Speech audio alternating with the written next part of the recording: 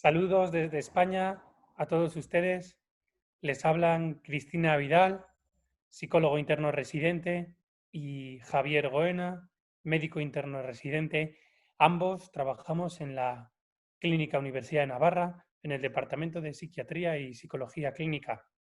Es para nosotros un gusto participar en esta quinta cumbre iberoamericana de la familia y nos gustaría compartir con ustedes esta ponencia que vamos a presentar y que va a tratar sobre el impacto psicoemocional en la pandemia. Bien, aquí tienen un pequeño esquema de la sesión que les vamos a presentar hoy. Eh, Queríamos, en primer lugar, hacer una breve introducción sobre lo que ya sabemos de las pandemias y, en concreto, pues, evaluar si realmente nos estamos enfrentando a algo nuevo o no. Es cierto que sabemos mucho sobre la actual pandemia, pero a lo largo de la historia puede ser que nos hayamos enfrentado a situaciones similares. Lo veremos en detalle. Después hablaremos sobre las principales complicaciones neuropsiquiátricas que se producen en la infección por COVID, pues la misma infección parece ser que puede afectar directamente a nuestra salud mental y eso es importante tenerlo en cuenta. Posteriormente, incidiremos en la repercusión psicológica que tiene esta situación de pandemia en nuestra salud mental.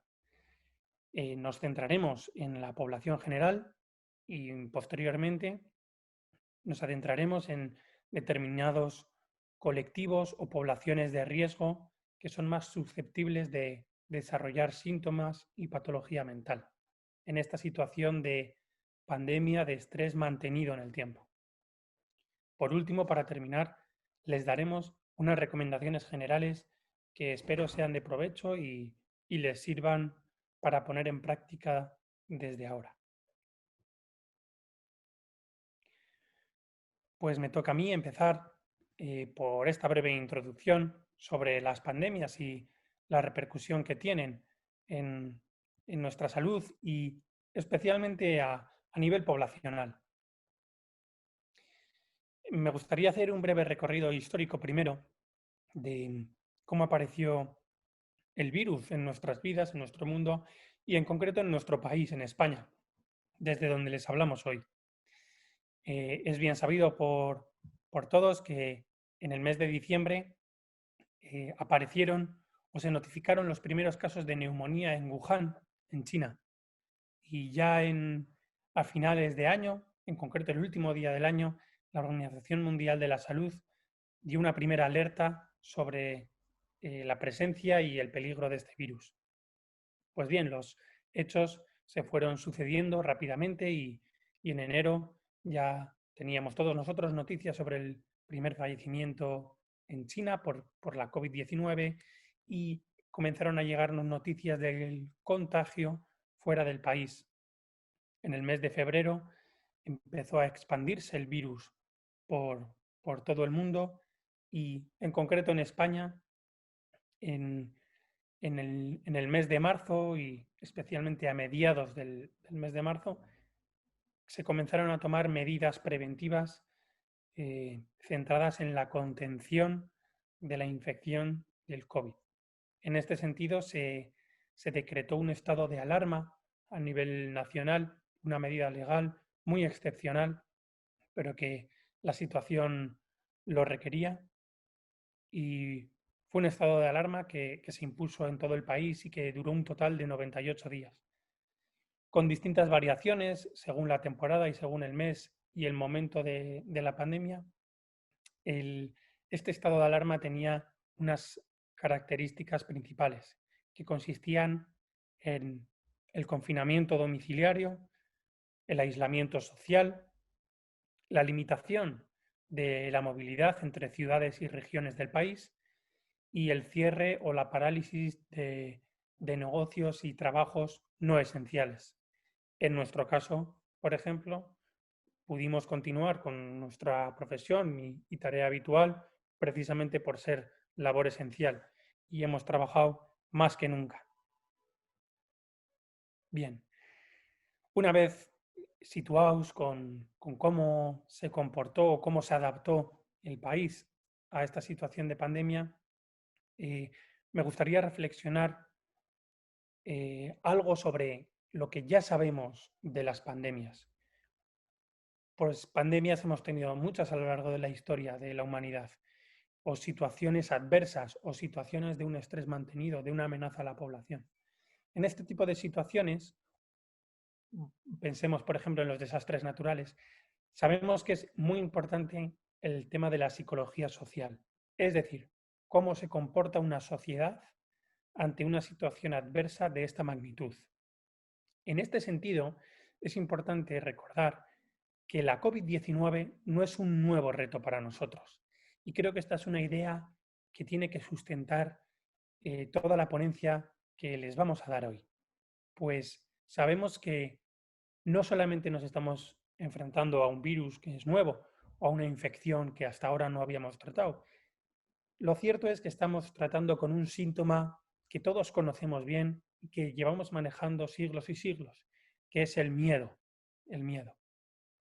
En este sentido es muy importante estar atentos a qué tipo de respuestas da la población, pues puede informarnos de qué está sucediendo en el momento actual, qué puede suceder después y qué puede estar pasando a nivel individual en la gente. Teniendo en cuenta que en estas situaciones tan adversas y de una amenaza tan mayúscula, son las emociones las que guían la conducta de la población. Quizás nos sorprendamos a veces por ver determinadas reacciones en algunas sociedades o en algunas poblaciones o ambientes culturales, pero no deberían extrañarnos tanto si tenemos esto en cuenta, que a veces no responden a la razón o argumentos fríos y racionales, sino que responden a impulsos y emociones que se potencian cuando vivimos en sociedad, ¿no? Y no funcionamos como individuos, sino como masa. En este sentido, creo que es importante un pequeño matiz a la hora de pensar en las pandemias o si miramos nuestra historia, intentar fijarnos en situaciones similares para aprender. Uno podría pensar que, por ejemplo, la pandemia o la epidemia, porque en ese caso fue epidemia, del SARS en Oriente Medio, en 2003, alguno podría pensar que es un ejemplo válido o que es un ejemplo comparable con el actual. Pues bien, em, este ejemplo me gusta mucho porque creo que escenifica muy bien que las diferencias culturales entre poblaciones son muy importantes a la hora de estudiar cambios comportamentales o cambios a nivel social. Les pongo este ejemplo. En Hong Kong, en 2003, durante la epidemia del SARS, perdón, eh, de manera paralela al número de infecciones, al número de casos nuevos por SARS, se disparó el número de suicidios, tanto de intentos de suicidio como de suicidio consumado. ¿Esto a qué se debe? Pues esto se debe a que la cultura asiática, las culturas orientales, por ejemplo, tienen un estilo de pensamiento más dramático, más catastrofista. Además de que el suicidio en ocasiones y en algunas poblaciones es es una conducta pues culturalmente más presente o más aceptada que en nosotros. Por lo tanto, quizá este ejemplo no nos sirve a nosotros en Occidente, o hablo de Europa o quizá en el resto de Latinoamérica. Pues porque tenemos distintas formas de adaptarnos a los problemas, somos más creativos, somos más imaginativos, quizá más positivos que ellos, etcétera. Pongo otro ejemplo, esta vez de Occidente y, y de una potencia mundial como es Estados Unidos. Em, Esto es una editorial que salió en el New England Journal of Medicine, la prestigiosa revista de medicina americana, en la que llevan tiempo alertando sobre esto, pero en el mes de marzo dieron una señal de alarma de que se había disparado la venta de armas en Estados Unidos. Tuvieron el pico de ventas de armas más alto desde 2013. Unas 3 millones de armas vendidas en ese mes, si mi memoria no me falla. Pues bien, aquí vemos otra posible respuesta. Hablábamos primero del suicidio, la catástrofe o del paranoidismo que llamamos nosotros, de vivir un problema o una situación adversa, vivirlo como una amenaza. Entonces uno se defiende atacando, ¿no? Contraatacando, ¿no? Pues son distintas formas de reaccionar. No deben extrañaros, pueden sorprendernos, pero tenemos que entenderlas en su contexto cultural. Y pensando en qué situación se asemejaba más a la respuesta que estamos viendo en Europa, especialmente en los países mediterráneos y en países, además de España y Portugal, pues países como Francia o países como Reino Unido o países como la Alemania, el ejemplo que más nos sirve no es precisamente otras pandemias o la pandemia actual, sino un periodo conocido como el Blitz. El Blitz fue el periodo comprendido entre septiembre de 1940 y mayo de 1941, en plena Segunda Guerra Mundial. Durante ese periodo, el Reino Unido vivió un bombardeo constante por parte de las tropas alemanas. Pues bien, los expertos en psicología social, y así lo han publicado en el Lancet algunos autores británicos, comparan el comportamiento de la sociedad europea con cómo se comportó la sociedad inglesa en este periodo. Y a uno le podría sorprender o uno podría considerar esta comparación desproporcionada. Bien, si uno baja un poco a los datos y uno los mira con detenimiento, uno verá que los datos son similares a los que encontramos en algunos países y ahora estoy pensando en el nuestro en España. Durante el Blitz, durante estos 8 meses, murieron unas 40.000 personas, unos 40.000 civiles por los bombardeos. En ese tiempo, en esos 8 meses en España, en la pandemia, han muerto un número similar de civiles por la infección. Eh, durante los bombardeos de la Segunda Guerra Mundial, los ciudadanos tuvieron que estar confinados por periodos de 56 días aproximadamente. 56 días de bombardeo constante.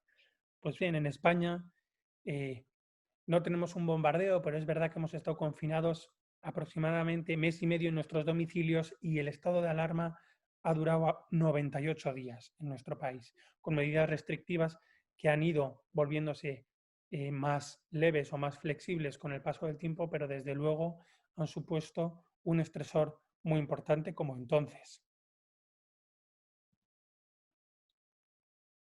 Bien, si vamos haciendo esta comparativa entre ambas situaciones, veremos que en los inicios, pues tenía un comportamiento similar la pandemia a los bombardeos alemanes, pues ambas poblaciones pensaban que era una amenaza que estaba ahí, pero que no iba a llegar. Y de hecho, conforme pasaba el tiempo, la gente iba bajando la guardia. Las medidas restrictivas que aconsejaban las autoridades, al principio se vivían muy bien y después, ante la falta de amenaza real, comenzaron a descuidarse. Lo vimos en nuestro país, donde se nos animó a disminuir los contactos, a no ir a eventos públicos. Al principio la gente reaccionó bien, pero la gente dejó de cuidar estos aspectos. Ocurrió lo mismo en la Segunda Guerra Mundial. Em, las autoridades recomendaban, por ejemplo, apagar las luces en las ciudades y en los pueblos para que los aviones no pudiesen localizar los núcleos urbanos o salir a la calle con máscaras de gas por la experiencia de la Primera Guerra Mundial. Lo dicho, al principio siguieron estas recomendaciones, pero las fueron abandonando. Después llegó el problema, llegaron las bombas, llegaron las infecciones y la gente tuvo miedo. Y esto es otra cosa que nos hemos encontrado, la pérdida de confianza en las autoridades. Creo que es algo generalizado en todo el mundo y esto es algo que nosotros hemos visto también en nuestra práctica clínica. que a la gente le ha dado miedo volver a salir después de haber pasado el tiempo de confinamiento domiciliario. En verano, las autoridades ya recomendaron volver a hacer vida normal o la nueva normalidad, pero nos hemos encontrado gente en la que aún persiste ese miedo a salir y a vivir. Y lo mismo ocurría en Reino Unido, gente que permanecía en los refugios antiaéreos por tiempo prolongado y las autoridades tenían que obligarles a salir de ahí para no desmoralizar a la población. Al final hemos visto que tenemos que adaptarnos a esta situación. Estamos en guerra, por así decirlo, pero el país tiene que seguir funcionando después de haber paralizado la economía y demás. Nos hemos dado cuenta que hay que comer, que hay que llegar a fin de mes, que tenemos que cobrar y que tenemos que producir. Tenemos que producir, tenemos que sacar nuestro país adelante. Por eso se puso en marcha la medida de las profesiones esenciales. Es decir, aquellas personas que trabajaban en profesiones consideradas esenciales para la productividad y el mantenimiento de la actividad del país, tenían que ir a trabajar. Y mediante la colaboración ciudadana, pues en la Segunda Guerra Mundial, mediante voluntarios y reclutas, aquí somos todos voluntarios o somos todos reclutas.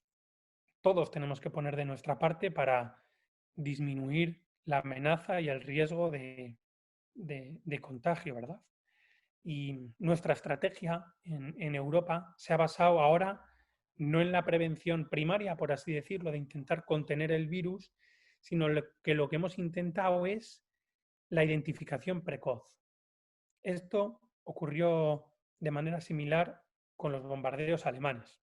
¿Por qué? Porque los ingleses se dieron cuenta de que el 80% de las víctimas de los bombardeos no morían directamente por las bombas, sino que morían por los incendios que se producían en la ciudad. Es decir, por una situación que se veía venir, que se podía controlar. Lo mismo ocurre con las infecciones por COVID. No aparecen de la nada, sino que las vemos venir. Las vemos venir. Por eso hemos estado llevando una política de detectar a los nuevos infectados, aislarles, aislar a sus contactos y que el resto de gente siga funcionando. Identificar los incendios para contenerlos y los demás alejarnos. Muy bien. Siempre estamos jugando, ¿no?, en situaciones de este tipo con la percepción de riesgo. Hemos hablado antes de que son las emociones muchas veces las que guían el comportamiento social en situaciones adversas de este tipo. Pues bien, la percepción de riesgo va fluctuando conforme pasan los meses y conforme fluctúa el número de casos y de nuevos infectados. Pues bien, ahora mismo en Europa nos encontramos en una terrible segunda ola que se veía venir, pero que nos ha vuelto a coger en cierta medida desprevenidos, aunque a la vez preparados, y, y la percepción de riesgo ha vuelto a elevarse nuevamente. No sabemos qué sucederá ante esta segunda ola, cómo se va a comportar la gente. Creo que todos consideramos que el comportamiento de la sociedad en esta primera ola, al menos en España y en Europa, fue ejemplar y todo el mundo siguió las indicaciones y recomendaciones dadas. Ahora bien, ya intuíamos, cuando hace meses tanto Cristina como yo empezamos a hablar de este tema, que en el caso de que hubiese una segunda ola, a la población le iba a costar comportarse de la misma forma, porque es una población que ya está cansada, ya está cansada. Lo mismo sabían los ingleses sobre la población inglesa en los bombardeos. Y ante la amenaza de una segunda ola de bombardeos, un par de años después, lo que decidió el gobierno inglés fue no informar a la población, no pedirles lo mismo, porque sabían que no iban a aguantarlo.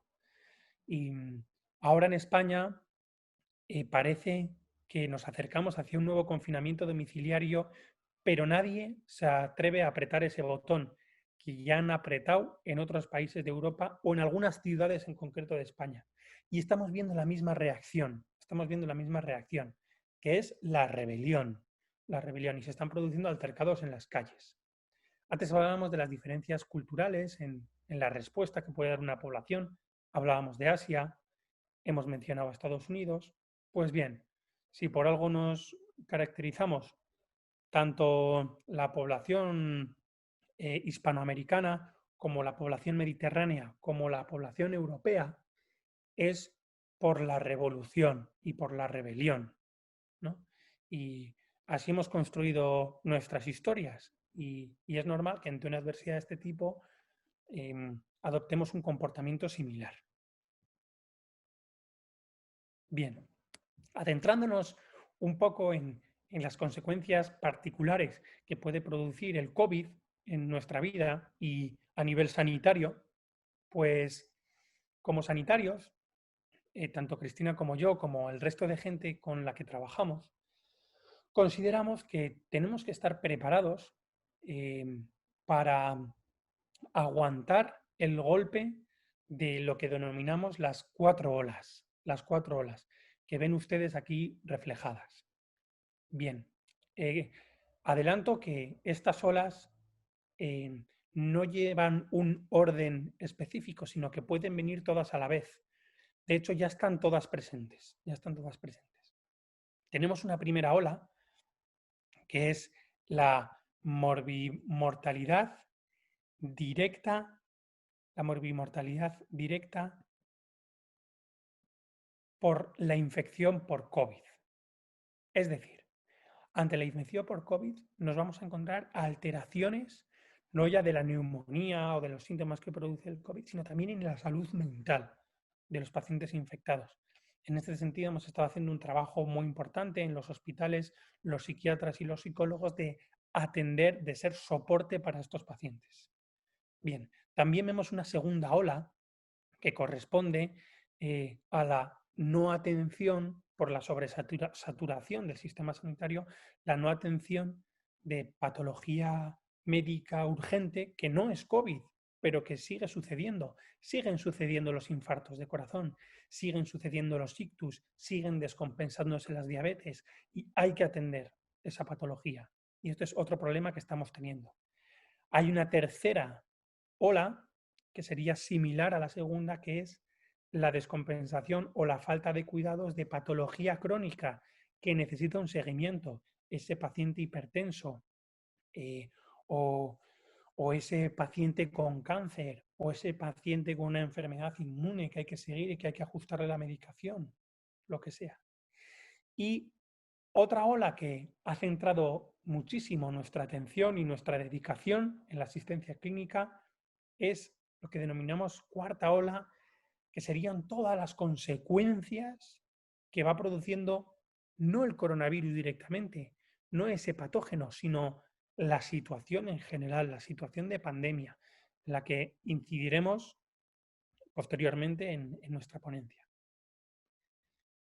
Bien, me gustaría mencionar algo, al menos mencionar o enumerar las principales complicaciones neuropsiquiátricas que pueden presentarse directamente por el COVID. Esa primera ola, ese efecto directo en nuestra salud mental por la infección por COVID.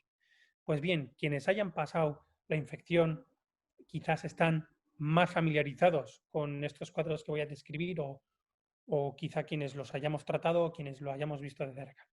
Sabemos que el COVID mismo puede producir alteraciones neuropsiquiátricas agudas, directas, intensas, como el delirium o el síndrome confusional, también llamados. Puede producir síntomas de inatención, desorientación, es pasajero, pero puede complicar un poco la evolución y el pronóstico de la infección. A la vez, la propia infección por COVID parece que produce efectos a medio y largo plazo, no solamente por el estado de infección que siempre altera, ¿verdad?, la salud mental, sino también por el propio virus que parece que puede afectar al sistema nervioso central. Nos encontramos cuadros de ansiedad, nos encontramos cuadros de depresión o incluso de trastorno de estrés postraumático, que les explicaré brevemente. Y algunas de estas patologías que produce el COVID estamos viendo que se mantienen en el tiempo después de haberse resuelto el cuadro de infección. Menciono, por ejemplo, la anosmia, la falta de olfato y de gusto, esa afectación neurológica que todos vemos que persiste en algunas personas. Las quejas cognitivas, muy frecuente. Gente que desde que pasó la infección están recuperados, pero persisten síntomas de inatención, de fallos o pérdidas breves de memoria, les cuesta trabajar. También por ese otro síntoma que parece que prevalece en algunas personas, que es la astenia, el cansancio. Bien, por comentarles brevemente, el estrés postraumático es un trastorno que los que nos dedicamos a la salud mental somos conocedores de su gravedad y, la evolución posible que puede tener, y por eso hacemos esfuerzos muy importantes por prevenirlo. Lo que estamos viendo es que la infección por COVID, en concreto una infección grave que requiera un ingreso en UCI, eh, puede potenciar el desarrollo de cuadros de este tipo. Pues, ¿por qué? Por la confusión que he mencionado antes, por situaciones como un recuerdo temprano de experiencias irreales. A veces cuando uno está en la UCI tiene percepciones un poco anómalas de que ve o de que oye gente que no está ahí realmente, especialmente en personas con antecedentes de depresión o trastornos relacionados, y el uso concreto de algunos fármacos. Bien, pues todas estas condiciones parece que pueden favorecer el desarrollo de un estrés postraumático y las complicaciones asociadas. Para ello nosotros estamos realizando intervenciones en las UCIs y también eh, algo de psicoeducación en el personal que atiende a estos pacientes en la UCI, principalmente médicos intensivistas o anestesistas, dándoles unas recomendaciones básicas, pero muy eficaces, como intentar reducir el tiempo que los pacientes están sedados, ir explicando al paciente todo lo que se le hace para que de alguna forma esté orientado, y algo en lo que también puede participar los acompañantes, si finalmente pueden pasar a verle, ¿no? Ayudarle a reorientarle y demás, ¿no? Y en ese sentido, pues es de utilidad elaborar a veces un diario tras la salida de UCI para que sea el propio paciente el que elabore bien el recuerdo de lo que ha sucedido en esa UCI o en esa situación tan traumática, que no sean esas emociones tan desagradables, ese miedo y esas distorsiones de lo que sucedió lo que generen nuestro recuerdo. Muy bien, les dejo con mi compañera Cristina, que, que les hablará de las repercusiones principales psicológicas que, que produce la pandemia en la población. Muchas gracias, Javier. Entonces, después de este repaso que hemos hecho, ¿no? Tanto a nivel histórico, ¿no? Y todo lo que se ha estado explicando Javier con respecto a cómo es una pandemia y qué hemos aprendido de pandemias anteriores, me voy a centrar un poco en explicarles más cuáles han sido aquellas repercusiones psicológicas que hemos ido viendo, ¿no? En distintas poblaciones. Pero antes de eso nos planteábamos, ¿no? Leíamos hace tiempo en un libro esta frase, ¿no? Que dice que los acontecimientos traumáticos destrozan los sistemas de protección normales que dan a las personas sensación de control, conexión y significado, ¿no?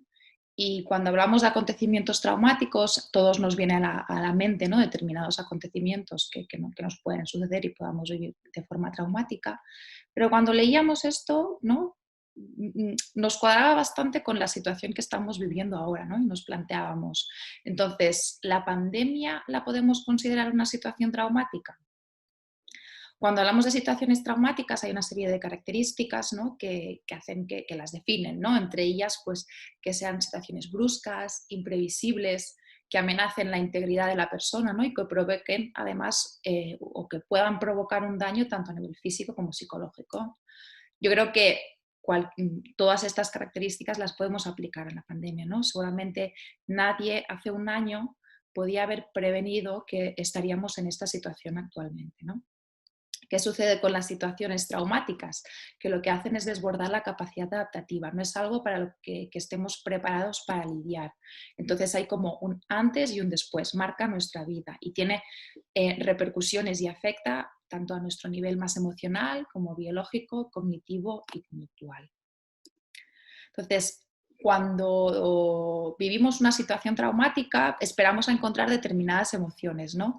Entre ellas la inseguridad, la desesperanza, la impotencia, la pérdida de control. Y debajo de todas ellas lo que hemos ido viendo es que la emoción principal, la primaria, es el miedo. Es un poco lo que les comentaba antes Javier, sobre que la emoción con la que trabajamos durante la pandemia es ese miedo, miedo al contagio de otras personas, a lo que nos pueda suceder, a lo que va a suceder con nuestro trabajo, con nuestra familia, a la vida como conocíamos hasta ahora, ¿no? Entonces, es importante ver que cuando existe una situación traumática, como he comentado antes, hay un antes y un después, ¿no? Y aquí pueden ver cómo ante una situación traumática se rompe nuestra trayectoria vital. Entonces nuestra calidad de vida cae en picado. Y es a través del apoyo y de una relación de ayuda con los demás, con profesionales, que podemos ir restableciendo de nuevo, reconstruyendo nuestra vida y volver a pues a esa calidad de vida que teníamos antes. Aunque, o sea, es muy importante tener ese aspecto de ruptura, ¿no? Que creo que todos hemos visto cuando de repente, ¿no? Pues aquí en España pues hay un confinamiento o de repente empezamos a ver, ¿no? Los hospitales saturados, etc.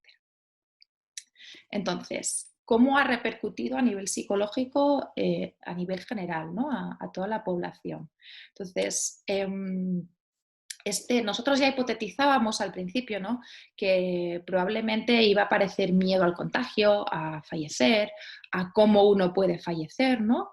Las rumiaciones sobre la posibilidad de estar enfermo, ¿no? Pues seguro que todos en algún momento hemos pensado, ostras, ¿tendré COVID? ¿No tendré COVID? ¿No? Y a lo mejor nos hemos visto envueltos en determinadas conductas habitativas, ¿no? Pues no me acerco al hospital aunque me encuentre mal, pues no salgo a la calle, no voy al supermercado, ¿no? A la vez también esperábamos encontrar muchos síntomas depresivos, ¿no? Sobre todo por irritabilidad, impotencia, la sensación de que muchas veces podíamos hacer muy poco, ¿no? Miedo también a los síntomas de la enfermedad, ¿no? Muchas, seguramente, ¿no? Y más ahora que es en periodo de gripe, ¿no? Por lo menos aquí en España, ¿no? Porque estamos todos empezando con más resfriados, con más tos, y ves que la gente tiene miedo ya también a esos síntomas, ¿no? Porque, claro, pues pueden ser muy similares a los del COVID, ¿no? También esperábamos encontrar, y de hecho así ha sido, ¿no? Cierto rechazo hacia los pacientes por miedo a los trabajadores de la salud, a cuidadores, ¿no? Ha habido casos en los que pues, vecinos de médicos, vecinos de profesionales sanitarios, pues les han pedido que se vayan a otro sitio, ¿no? Por decir, pues que no nos traigan el virus, ¿no? O también esperábamos encontrar, y así hemos visto, ¿no? El aumento del uso de sustancias tóxicas para manejar bien el aislamiento, bien los efectos de la pandemia, etcétera, ¿no? Pero como decíamos antes, el miedo, y entendemos por miedo la ansiedad, es lo que está debajo de este empeoramiento en la salud mental. Eso es lo que hipotetizábamos un poco al principio y es lo que se vio reflejado, ¿no? Este estudio es un estudio inglés en el que realizaron un análisis. Ellos hacen un análisis longitudinal todos los años, pues van viendo cómo es la salud mental de la población anglosajona, ¿no? Y miden sobre todo pues ansiedad, depresión, etcétera, ¿no?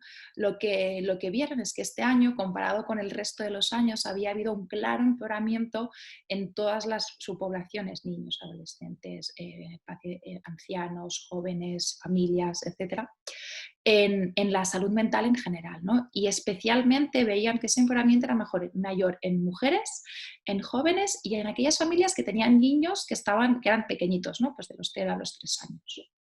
Es decir, ¿no? Pero de forma global, un empeoramiento claro de la salud mental. Por otro lado, a nosotros nos preocupaba mucho que la pandemia pudiera provocar conductas más de que llamamos nosotros de tipo desadaptativo, es decir, que son potencialmente dañinas para nosotros mismos, como pueden ser los pensamientos autolíticos, es decir, los pensamientos relacionados con la posibilidad de uno morirse, de uno suicidarse, y también las conductas autolesivas, ¿no? Las conductas autolesivas son aquellas en las que uno mismo se realiza algún tipo de daño, ya sea golpes, un corte, etc., ¿no? ¿Qué es lo que hemos visto? O este estudio que realizaron también en Inglaterra, ¿no? Vieron que las autolesiones más o menos se habían mantenido estables, sin embargo, los pensamientos autolíticos aquí habían aumentado, se habían potenciado muchísimo, la prevalencia había aumentado. ¿Y qué es lo que nos preocupa y lo que es sobre todo interesante de este estudio? Que es que la atención médica en aquellas personas que tienen tanto pensamientos autolíticos como conductas autolesivas ha disminuido mucho. Y sabemos que la única forma que tenemos de ayudar a estas personas es viéndoles en consulta y trabajando con ellos. Si disminuye la atención médica, la contención que podemos hacer es mucho menor y el riesgo que esto pueda terminar pues, con el suicidio de una persona, por ejemplo, aumenta. Nos vamos a centrar en una población más vulnerable, que es la población infantil, ¿no? Los niños y adolescentes que también han vivido la pandemia. ¿Y cómo la han vivido? ¿No? Pensamos que hay sobre todo 4 grupos de riesgo, ¿no? en la población infantil. Todos ellos se caracterizan porque hay una separación del niño con su cuidador.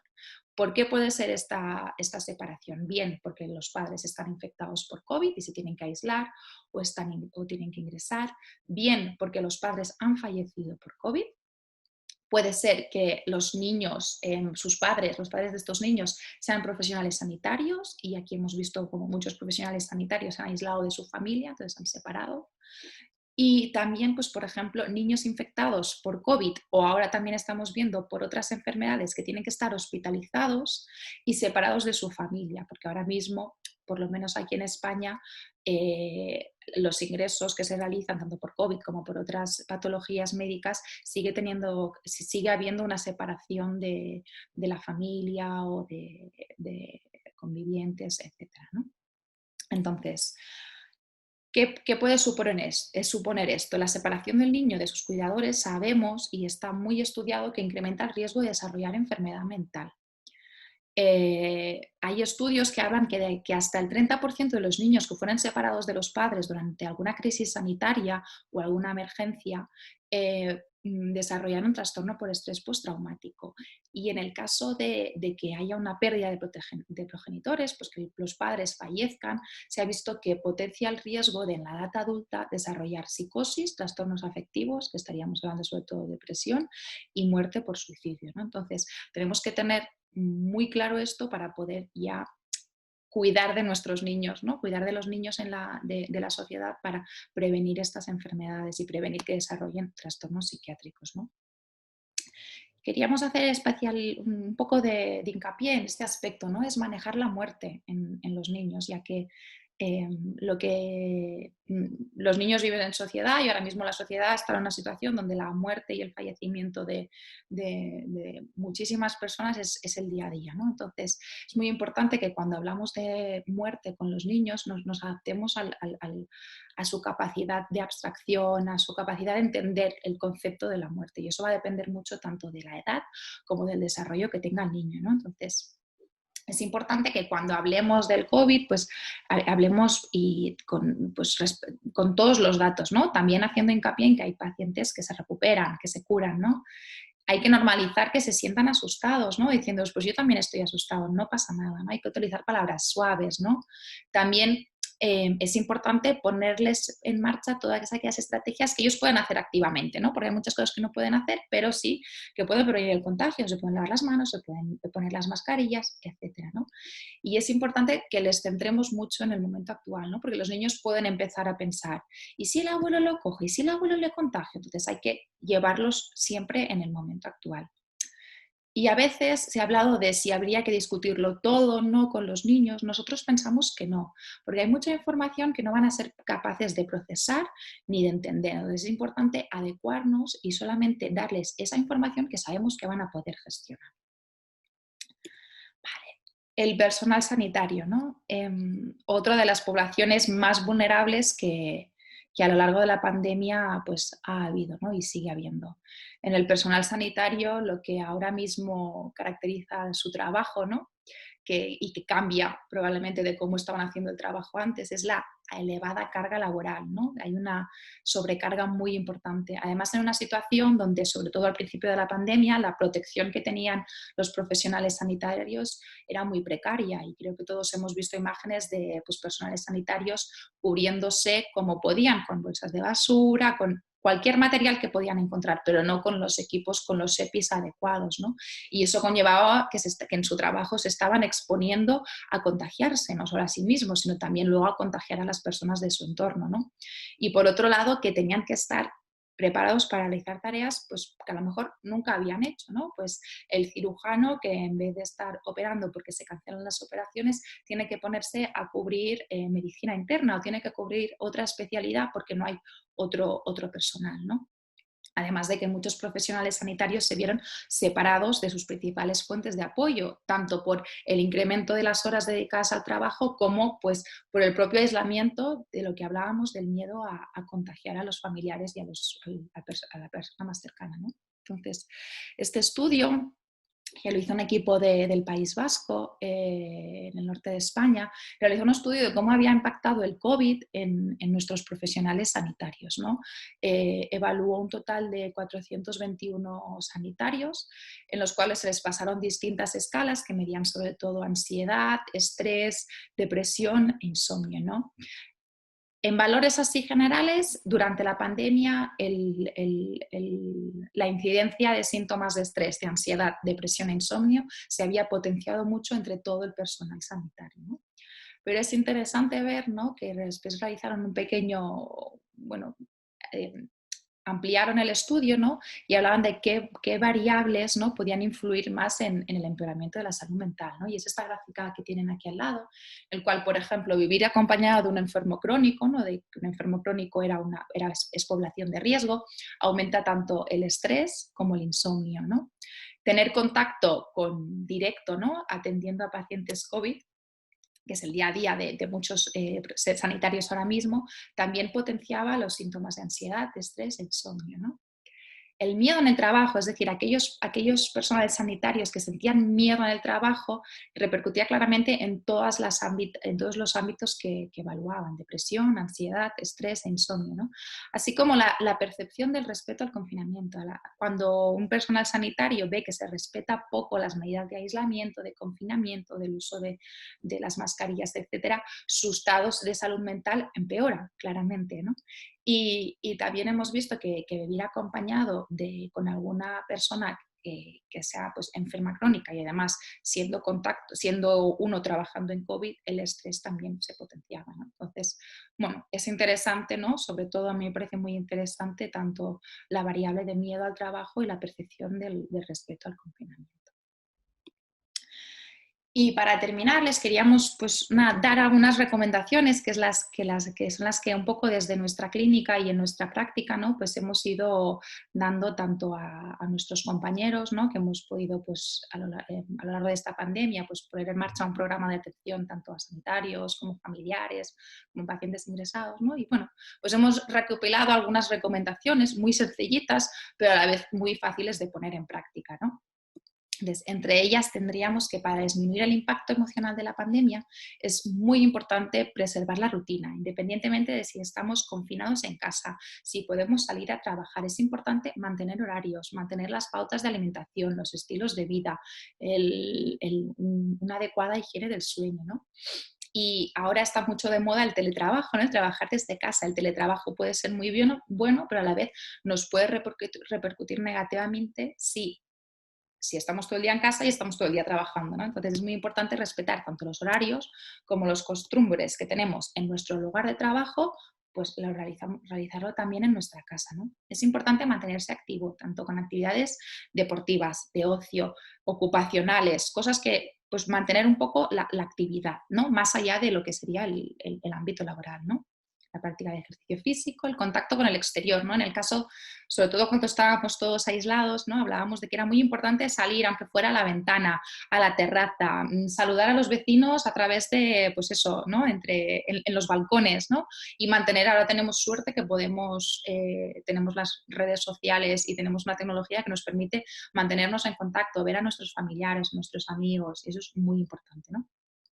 También hay que regular el uso que se hace de la información que recibimos sobre COVID. Ahora mismo estamos sobreexpuestos a información sobre la pandemia y el coronavirus. Entonces, es importante guiarnos por fuentes oficiales y reducir el tiempo dedicado, ¿no? Nosotros recomendábamos pues, no más de 2 o 3 veces al día y pues no más de un determinado tiempo limitado, ¿no? A lo mejor leerse en 5 minutos lo que ha pasado y ya está, ¿vale?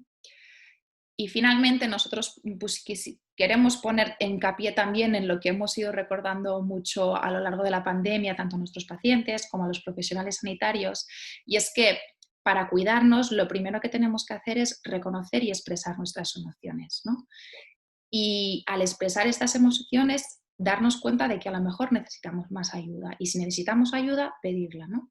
Porque para nosotros, ¿no? Nos ha guiado mucho esta frase de decir, ¿no? Somos gente normal y corriente, pero estamos en una situación extraordinaria. Entonces nos podemos ver sobrepasados y no pasa nada. Lo importante es saber identificarlo, reconocerlo, ponerle palabras y ponernos en marcha, tanto si podemos solos, solos, y si no, pidiendo ayuda a profesionales. Y bueno, esto ha sido un poco la ponencia que les teníamos preparados. Esperamos que haya sido de su agrado y esperemos que disfruten de toda la cumbre. Ha sido un placer dar esta ponencia a todos ustedes. Espero que sea de provecho y bueno, nosotros seguiremos estudiando y aprendiendo. Todos tenemos que hacerlo.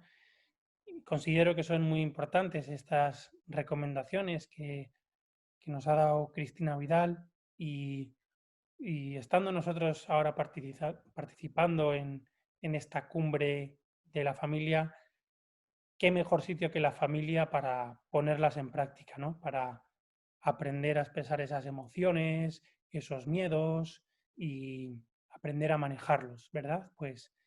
Pues que sigamos mejorando, luchando y aprendiendo en ello. Sabemos que la mejor escuela es esa y, y estamos deseosos de que en la próxima cumbre podamos participar presencialmente. Un abrazo respetando el distanciamiento social. Que vaya bien. Hasta luego. Hasta luego.